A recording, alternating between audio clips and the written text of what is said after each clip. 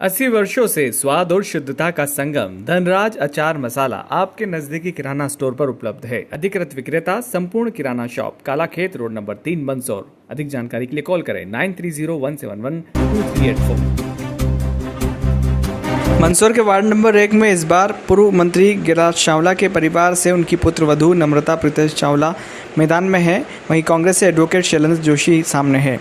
पिछले कुछ वर्षों से यह वार्ड कांग्रेस के पाले में ही आता रहा है। यहां से संचेती परिवार हमेशा जीतता आया है, लेकिन इस बार आरक्षण प्रक्रिया के बदलाव के कारण कांग्रेस और बीजेपी से अलग अलग उम्मीदवार सामने आए हैं।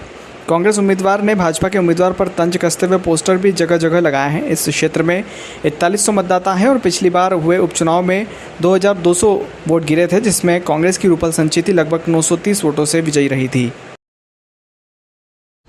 नमस्कार, खबरवाला के चुनावी चौपाल कार्यक्रम में एक बार फिर आपका स्वागत करते हैं। वार्ड नंबर 1 में हम खड़े हैं, जहां से भाजपा ने नम्रता प्रीतेश चावला पर भरोसा किया है, उन्हें उम्मीदवार बनाया है। चर्चा करते हैं सीधे। नम्रता जी, स्वागत है आपका जी। कैसी तैयारी चल रही है? पार्टी ने आप पे भरोसा किया है, कितना समर्थन मिल रहा है और क्या योजना है आपकी वार्ड को लेकर? देखिए, जैसे कि हम सब जानते हैं, वार्ड नंबर 1 जो है वो 22 साल से यहाँ पे कांग्रेस के पार्षद रहे हैं। तो उन्होंने जो डेवलपमेंट का जो काम होता है वो बिल्कुल नहीं कराया है। हम देखते हैं, हम अयोध्या बस्ती जाते हैं, हम किटियानी की रोड्स देखते हैं और यहाँ के जो गार्डन्स देखते हैं।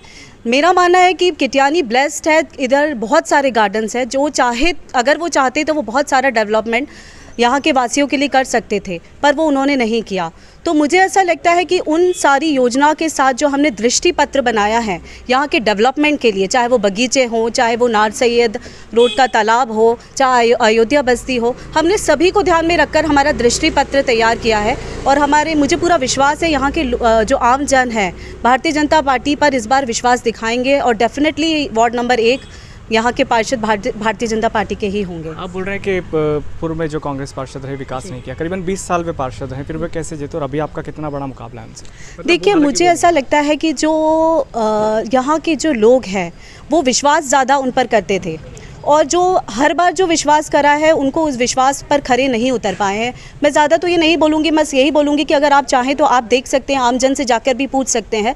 डेवलपमेंट के नाम पर किटियानी, मुझे लगता है कि एरिया वार्ड नंबर 1 सबसे पीछे है। मंदसौर में जो बाकी हम वार्ड्स देखते हैं उससे कंपेयर करते हैं तो किटियानी, जो कि सबसे खूबसूरत वार्ड हो सकता है, पर वो सबसे पीछे चल रहा है। कुछ मुख्य बिंदु जिन्हें आप बदलना चाहेंगे पार्षद बनने? देखिए, मेरे तो बहुत सारे बिंदु दृष्टि पत्र में हमने लिखे हैं। जो सबसे एक जो हम नया लेके आए हैं वो पार्षद सेवा केंद्र है।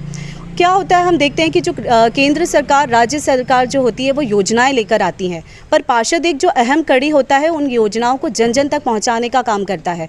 तो वो योजनाएं इन आम जन तक पहुंच ही नहीं पाई है और मैंने देखा है कहीं तो पात्र व्यक्ति तक वो योजना नहीं पहुंच पाई है, चाहे वो BPL कूपन की योजना हो, चाहे वो अपना आयुष्मान कार्ड की योजना हो। तो मेरी ये कोशिश है, हम पार्षद सेवा केंद्र द्वारा वो योजनाओं जन जन तक पहुंचाएंगे।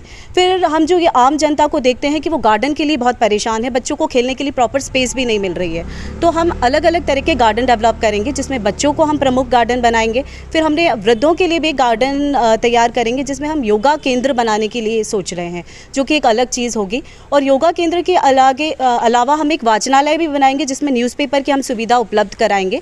जो भी लोग वहाँ पर वॉक करने आएंगे उनके लिए वो सुविधा रहेगी, वो वहाँ पर जाकर वो कर सकते हैं।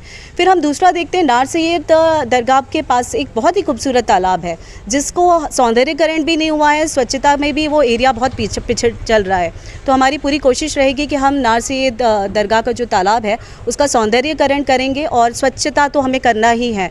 अयोध्या बस्ती हो, चाहे अपना नार सैयद हो, सब में हम स्वच्छता सुंदरता दोनों पर ध्यान देंगे। अध्यक्षता के दावेदारों में भी आपका नाम कहीं ना कहीं आ रहा है। आपका नाम आ रहा है, भारती धीरज पाटीदार का नाम और रमा देवी बंशीलाल जी गुजर का नाम आ रहा है। क्या सोचना है आगे आप? मैं सबसे पहले ये कहूँगी कि सौभाग्य है कि यहाँ के लोग मुझे सोचते हैं कि मेरा दावेदार के रूप में नाम आ रहा है, पर अगर पार्टी मुझे चुनती है तो डेफिनेटली जो हमारी योजना रहेगी, सबसे पहले हमारा शिवना सौंदर्यकरण रहेगा। उसके बाद हम यहाँ देखते हैं कि शहर में पार्किंग की व्यवस्था बहुत अव्यस्त है, तो उसके लिए हम अंडरग्राउंड पार्किंग बनवाने की कोशिश करेंगे। बाकी स्वच्छता में और देखिए, नामांकन की प्रक्रिया का भी हम सुन रहे हैं कि जो लोग होते हैं नामांकन में बहुत टाइम लगता है, तो लोगों को बहुत आम जन को सुविधा का सामना करना पड़ता है। तो हमारी पूरी कोशिश रहेगी कि उसको शॉर्ट करें और जो अवैध कॉलोनियाँ होती है जिसकी मतलब रजिस्ट्रेशन ना होने की वजह से नगर पालिका अपनी सुविधाएं वहां पहुंचा नहीं पाती। तो मेरी ये कोशिश रहेगी कि उन कॉलोनी को भी हम रजिस्टर करके प्रॉपर जो सेवाएं उन आम जन को मिलनी चाहिए उन तक वो सेवाएं पहुंचाएंगे। मुस्लिम बाहुल्य क्षेत्र कुछ अधिक है और कहीं ना कहीं कांग्रेस जो है पिछले कई सालों से जीतती आ रही, किस तरीके से आप मुस्लिम वोटों को साधने का प्रयास करें? मुझे ऐसा लगता है कि जो आम जन है, भारतीय नागरिक जो है, वो विकास देखता है।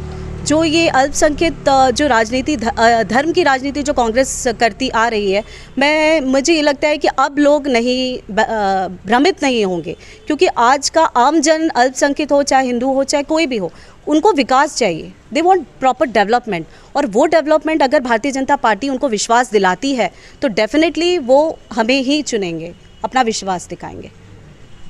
आपके वार्ड में विपक्षी उम्मीदवार द्वारा ये आरोप लगाया जा रहा है कि अगर वार्ड के वासियों को नाली की या पानी की या किसी चीज़ की समस्या होती है तो उनको बंगले में जाना पड़ेगा या दिल्ली भोपाल वालों के पास जाना पड़ेगा, उसको लेकर आप क्या कहेंगे? मुझे यही लगता है, मैं यही कहना चाहती हूँ कि वो आमजन को भ्रमित कर रहे हैं।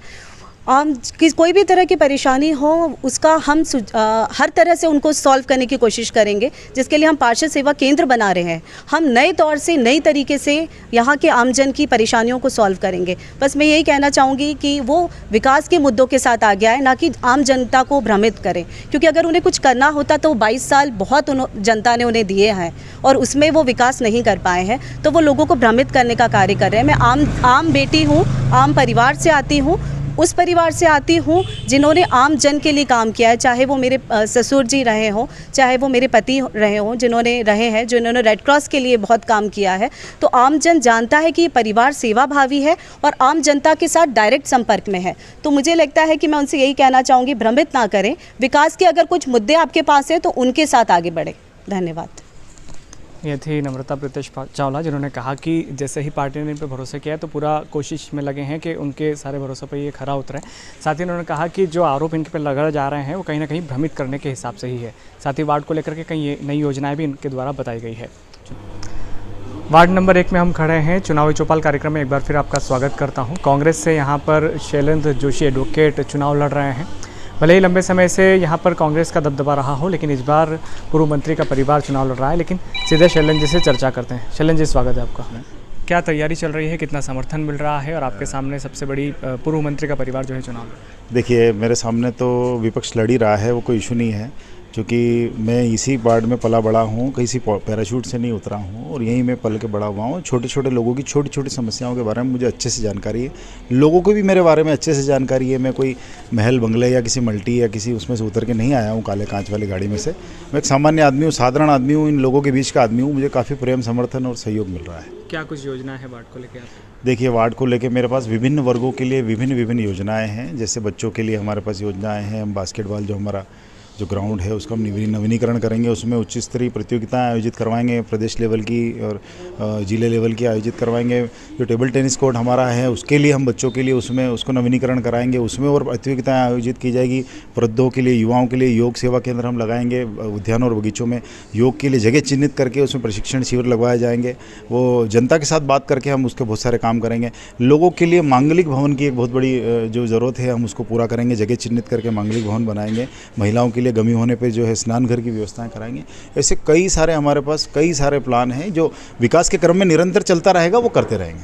आपने कहा कि अगर विपक्ष चुनाव जीतते हैं तो कहीं ना कहीं लोगों को बंगलों में अपना काम कराने के लिए जाना पड़ेगा। देखिए, वो तो है ही कि अगर बड़े घर रिश्तेदारी कर दी तो मिलने का तो सासा है ही है, आप जानते हैं। सबसे बड़ी बात यह है कि छोटे छोटे जो दैनिक जीवन में लोगों के काम हैं, कहीं ऐसा ना हो कि पार्षद रिपोर्ट बनाना ही मेडिकल कॉलेज में एडमिशन कराने जितना भारी लगने लगे। छोटे आदमी के छोटे काम हैं। आप पार्षद सेवा केंद्र की बात कर रहे हैं, मैं आपका पार्षद आपका द्वार योजना लाया हूँ। मैं लोगों की समस्या उसके घर पे, उन्हीं के घर पे, उन्हीं की पट्टी पे बैठ के, भाई किसी का नल नहीं आ रहा है तो वो पार्षद सेवा केंद्र जाएगा क्या? क्यों नगर पालिका जाएगा? वो आपके केंद्र पे क्यों आएगा? आपको उसके यहाँ जाना है। पार्षदी का कार्य एक सेवा का कार्य है, ये वीआईपी कार्य नहीं है कि आप उनको घर बुलाएंगे और दिन भर बिठाएंगे और शाम तक। एक मजदूर, किटियानी में मजदूर है, गरीब लोग हैं, यहाँ पर करीबन 1000-1500 मजदूर निवास करते हैं। क्या वो 500 रुपये, 400 रुपये, 300 रुपये दान की छोड़ के आपके मल्टी कार्यालय के चक्कर लगाएगा कि उसके कार्य उसके घर हो? ऐसा वो चाहेगा? भाई चेंबर साफ कराना, लाइट लगाना, नल का प्रेशर देखना, जानवर अगर मर जाता उसका निपटान करवाना, आवारा जानवरों का निपटान करवाना, अगर कहीं पर कोई गाय अगर पीड़ित अवस्था में पड़ी तो उसका निराकरण वहाँ मल्टी पे जाके थोड़ी होगा या किसी सेवा केंद्र पे जाके थोड़ी होगा। ये सारे कार्य पार्षद को उसी के घर पे आके उसी संबंधित जगह पर जाके करने पड़ते हैं। और हम समय करेंगे। से कांग्रेस की परिषद रही नहीं है मंदसौर नगर पालिका में, तो क्या लगता है आगामी हालात क्या होने वाले हैं अगर बाई चांस कांग्रेस के पार्षद कम रहे या बीजेपी के परिषद में, किस तरीके से आप अपने काम करा पाएंगे? देखिए, पहले मैं आपको बताना चाहता हूँ, अच्छा सवाल पूछा आपने। 40-45 सालों से नगर पालिका बीजेपी की रही है और ये वार्ड हमारा जो है, हमारे संचेती जी पार्षद रहते आए हैं, करीबन 5 टर्म से वो पार्षद रहे हैं। तो आपको इस वार्ड में कहीं कोई विकास की कमी दिख रही है? सारे वार्डों में एक नंबर हमारा वार्ड है और एक नंबर भी एक नंबर है।